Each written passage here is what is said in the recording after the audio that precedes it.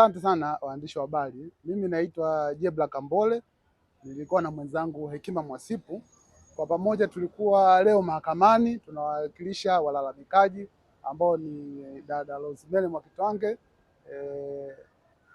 Edward Heche pamoja na Deogratus Mainyila, ambao ni walalamikaji kwenye shauri ambalo linahusiana na uteuzi wa wajumbe wa tume ya kuchunguza uvunjifu wa amani. Kama press release ya kwao ambavyo inasema. Kimsingi tulikuwa mahakamani leo mbele ya Mheshimiwa Jaji Mbagwa na shauri lilikuwa linakuja kwa ajili ya kusikilizwa. Na upande wa walalamikaji wamesikilizwa, lakini pia upande wa serikali walikuwepo na upande wa Tanganyika Law Society walikuwepo. Ni nini ambacho kinabishaniwa mahakamani? Kinachobishaniwa mahakamani ni kuhusiana na muundo wa tume ya uchunguzi.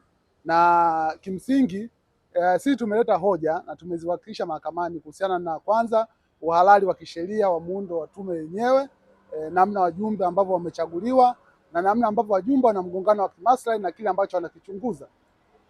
Tumezungumzia hilo, lakini pia tumezungumzia kuhusiana na iwapo mamlaka ambayo wamepewa kuunda tume ya uchunguzi yametumika vilivyo kwa kuchagua watu ambao wana mgongano wa kimaslahi.